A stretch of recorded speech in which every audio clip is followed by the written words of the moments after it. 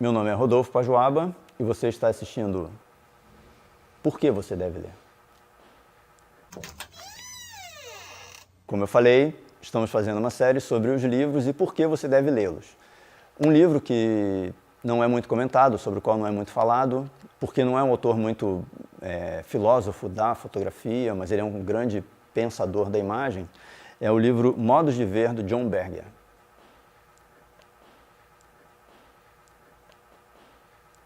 Esse cara tem uma série no YouTube, eu falei sobre ele no outro vídeo. Ele é interessante porque ele parte de pinturas do Renascimento e pré-Renascimento e ele demonstra a contextualização delas assim que elas foram criadas e depois que elas saíram do ambiente para o qual elas foram criadas e foram para o museu e daí depois saindo do museu para a reprodutibilidade técnica daí, né, que já não tem mais controle nenhum. Uma obra de arte, uma pintura, ela foi criada para fazer parte de um ambiente, na maioria das vezes. Assim. Encomendada, né? Ela foi encomendada. As pinturas, né, sobre as quais estamos falando, desses séculos XV, XVI, XVII, da nobreza europeia, elas foram criadas para estarem em um determinado lugar. Ah, tem um espaço nessa sala aqui, vamos colocar um quadro. Vamos colocar um quadro da gente fazendo piquenique na relva e você pelada. Esse velho truque índio, né? Então, mas ela vai ficar super bem aqui. Eu queria mais um pouco uns tons terrosos, um pouquinho de verde, tudo, não sei o quê. Você combina a pintura com o ambiente. Era assim que era feito, né? Claro, com todo o sarcasmo que eu estou falando, não, né? Mas era feito assim, era um ambiente, era encomendado. Depois que esse ambiente não existe mais, a nobreza acabou e essas obras foram para museus e foram para lugares de apreciação, a pessoa que vai ver essa obra, ela vai para ver a obra. E a parte mais importante representada ali não é só o que está sendo representado, mas quem a representou. Ou seja, o autor da pintura é tão importante quanto a pintura em si, quanto o assunto da pintura. Você não vai ver a família imperial ou a família italiana de Toscana, você vai ver a obra do Tiziano, entendeu? Você vai ver a obra do Michelangelo, você não vai ver Você vai ver por que é o Michelangelo, você vai ver por que é o Tiziano, você não vai ver só a imagem em si, você vai ver por causa dele. E a partir do momento que você compra uma revista que vem aquela mesma obra, primeiro a obra tem 8 metros de largura e a revista tem 20 centímetros de largura, né? Você não consegue usufruir do mesmo jeito. E segundo que você pega aquela foto, recorta e pendura na parede do teu quarto do lado do pôster do The Cure, por exemplo, entendeu? Né? Você descontextualizou completamente a imagem.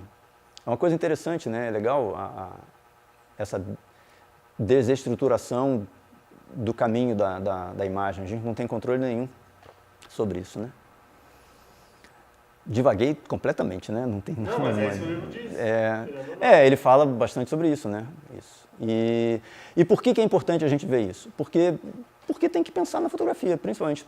Isso não vai melhorar muito a sua fotografia em si, no sentido de que, não, na hora de fazer a foto, vou pensar, mas como essa foto vai ficar quando ela estiver sendo vista por uma adolescente de 14 anos? Não é esse o caso, não é por isso.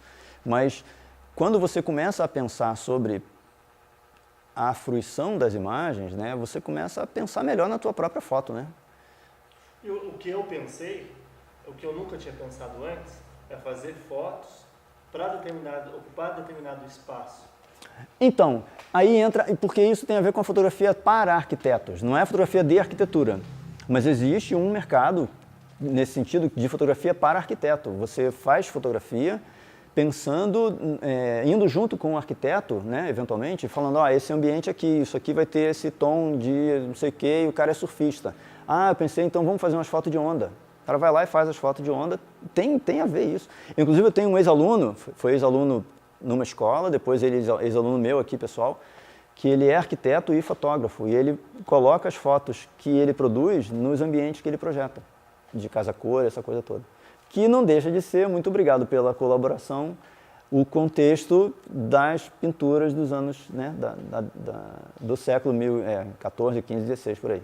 E quem sabe um dia as nossas fotos que foram feitas para um determinado espaço vai ser exposta no museu, exatamente.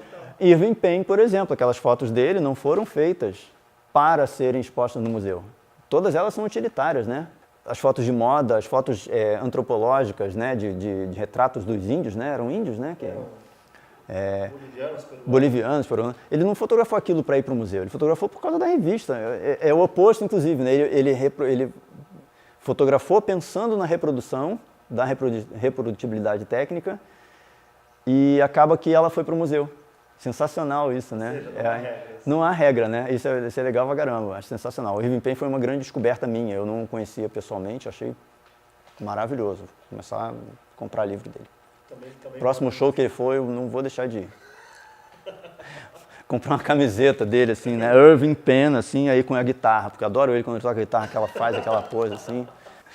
Ai, ai. Então, olha só, John Berger, apesar de não ser específica e exclusivamente fotografia, é muito importante para a construção do repertório, porque ele fala de imagens e fala de linguagens e de mensagens que estão na imagem em si e no motivo por essa imagem ter sido feita.